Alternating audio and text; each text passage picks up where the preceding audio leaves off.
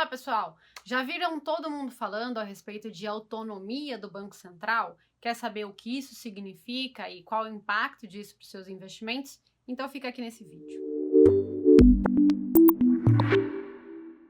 Na semana passada, o Senado aprovou por 56 votos a 12 a autonomia do Banco Central. Então hoje eu vou explicar para vocês como era antes, como funcionava antes o Banco Central, como vai funcionar agora e, claro, os impactos para os seus investimentos. Então, primeiro, o que é o Banco Central, né? O Banco Central, ele é um ministério, né, entidade responsável pelo controle de preços, tá? Então, ele controla os preços e ele evita a inflação.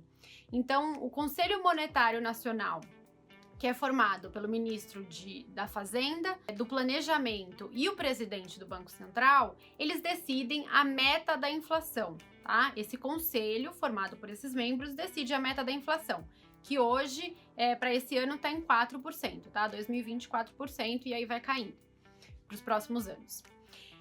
Cabe ao Banco Central fazer com que a inflação bata a meta, né? Fique no centro da meta, tem um intervalo de tolerância, que eles chamam, mas cabe ao Banco Central fazer que a inflação vá para o centro da meta, e para isso ele usa a política monetária, ou seja, ele usa a taxa Selic, então ele sobe ou cai a taxa Selic. A cada 45 dias, o Banco Central, o presidente do Banco Central e os diretores se reúnem no Copom, Comitê de Política Monetária.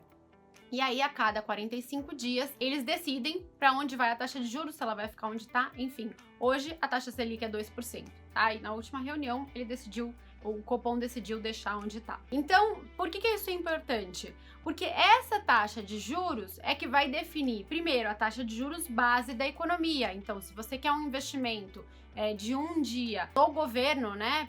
Você vai receber, quer dizer, nesse seu investimento, a taxa Selic, então hoje 2%. Conforme você vai subindo a Selic ou estimando a Selic para o futuro, você vai construindo toda a curva de juros da economia. Então, conforme você define a taxa Selic, você já baliza toda uma curva de juros da economia toda, que vai servir como base para vários empréstimos entre empresas, entre investidores, enfim, para tudo, né? A gente usa a taxa de juros para tudo, tá certo? Então, é assim que funciona o Banco Central.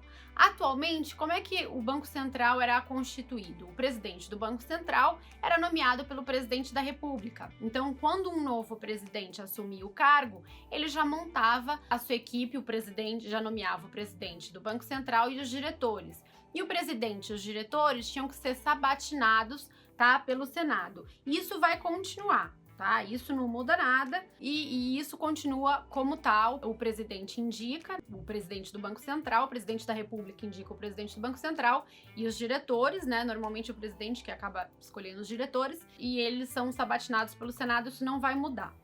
O que muda?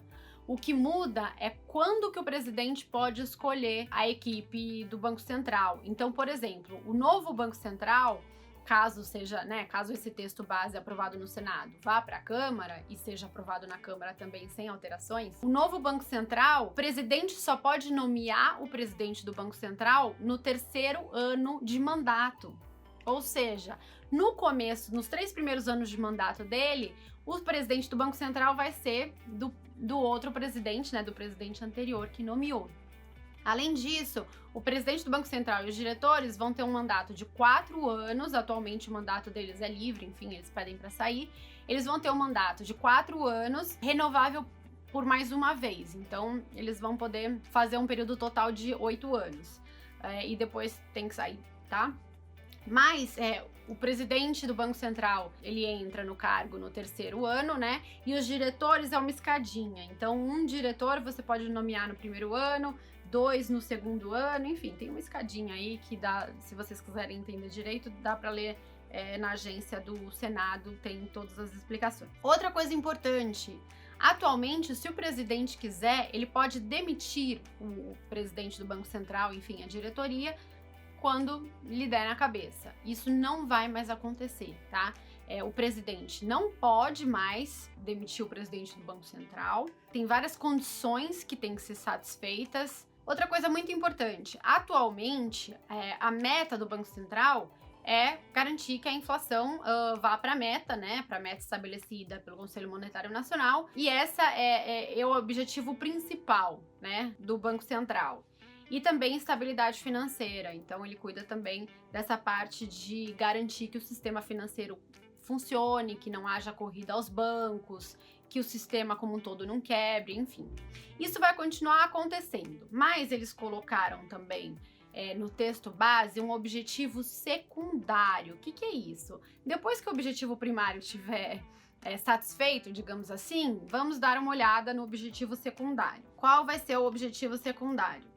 Suavizar as flutuações do nível de atividade econômica e zelar pela solidez e eficiência do sistema financeiro nacional. Esse suavizar as flutuações na atividade é o tal mandato duplo que tem nos Estados Unidos. O objetivo do Banco Central americano é o desemprego mínimo e a meta de inflação. Então, eles têm esse objetivo duplo, né? Porque eles têm um pouco mais de maturidade para isso. Há anos que o Banco Central americano cumpre a meta de inflação. Aqui no Brasil, a gente não tem essa maturidade, tá? E eu acho que seria um grande erro colocar o mandato duplo. Então, eles colocaram como um objetivo secundário, que eu achei, de certa forma, que acomodou esse fator. Quer dizer, o seu objetivo principal é controlar a inflação, mas, além disso, você tem que procurar fomentar o emprego o máximo possível aí que conseguir. Por que isso é importante? Porque em momentos que a inflação está abaixo da meta, como por exemplo o atual, você tem que pensar na atividade econômica. Então você tem que manter uma taxa de juros estimulativa para que ela fomente aí a atividade econômica. Eu acho que isso só quer impedir que o Banco Central também fique muito conservador e vá deixando a inflação abaixo da meta a qualquer custo, né? Como o juro alto tem um custo para a sociedade, talvez seja um jeito político aí de dar um heads up, e mesmo que o Banco Central não seja aquele que você indicou, que ele, enfim, percorra nos dois objetivos, apesar do segundo secundário. Então, tudo bem, acho que faz sentido. Apesar de a gente não ter maturidade no Brasil para ele ser o primeiro objetivo, ele é o segundo, tá ótimo. Por último, e o ponto mais importante, como funciona hoje? Se o presidente não gostar do que o Banco Central está fazendo, da onde o Banco Central colocou o juro e tal, e quiser mudar completamente a política monetária, o que o presidente faz? Demite todo mundo, contrata uma nova equipe com o que ele acha razoável, enfim, uma equipe de confiança dele, e muda a política monetária. Isso não vai mais poder acontecer, tá? Não só o presidente não vai mais poder entrar no cargo e escolher a equipe do Banco Central, ele também não vai poder demitir a equipe do Banco Central, certo? Até pode demitir, mas em algumas condições, então eu vou ler para vocês. O presidente e os diretores só poderão ser exonerados pelo presidente da República a pedido dos mesmos, ou seja, eles têm que falar, eu quero sair do cargo, tá? No caso de acometimento de enfermidade que incapacite o titular para o exercício do cargo, ou seja, se eles ficarem doentes, quando sofrerem condenação mediante decisão transitada e julgada, então quando eles fizerem alguma coisa muito errada, improbidade administrativa, enfim, crime, tal, e quando apresentarem comprovado e recorrente desempenho insuficiente para o alcance dos objetivos do Banco Central. Então, se esse Banco Central estiver errando feio e não estiver cumprindo a meta de inflação, ele pode ser demitido. Mas como é que acontece? O CMM, o Conselho Monetário Nacional, que é aquele que define a meta de inflação, vai submeter à presidência da República essa proposta, né, de exoneração, e ele vai ter que aprovar. Além disso, o Senado tem que aprovar, tá? Por maioria absoluta.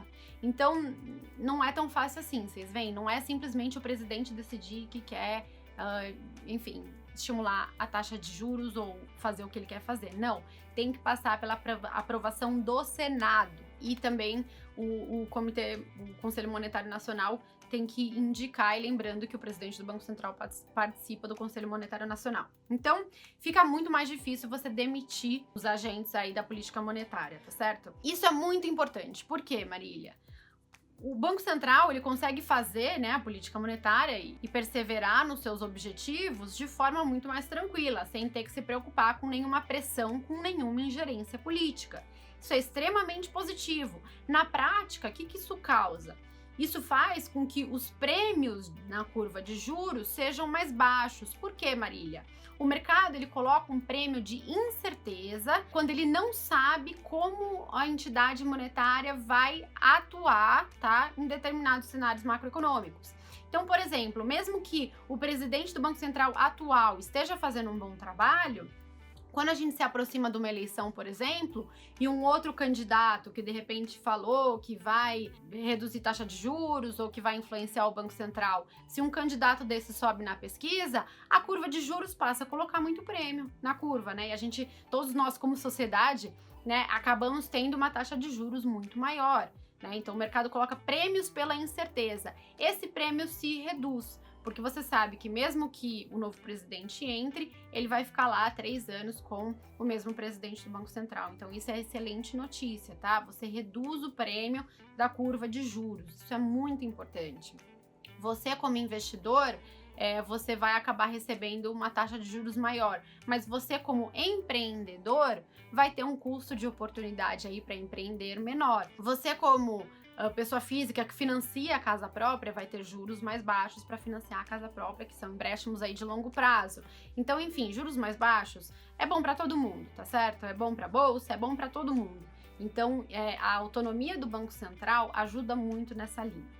Lembrando que esse texto base que foi aprovado pelo Senado vai para a Câmara, eles têm que votar, tá uma confusão, né, que eles falam que só vão votar ano que vem, enfim, era muito importante que eles votassem ainda esse ano, e era muito importante também que eles não alterassem o texto base, porque se alterarem vai ter que voltar para o Senado, então demoraria um pouco mais para isso acontecer. Essa situação de risco fiscal, gastamos muito durante a pandemia, os investidores estão preocupados, né, com a dívida pública.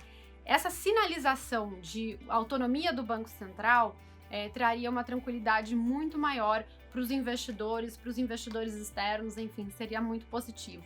Então vamos torcer para passar, né? Tô aqui com os dedos cruzados, espero que você tenha entendido como funciona o Banco Central e talvez como vai funcionar o Banco Central depois que tudo isso for aprovado, e vamos torcer para ser aprovado. Espero que você tenha gostado. Se teve algum ponto que você não entendeu, escreve aqui nos comentários e eu faço outro vídeo, tá bom? Um abraço!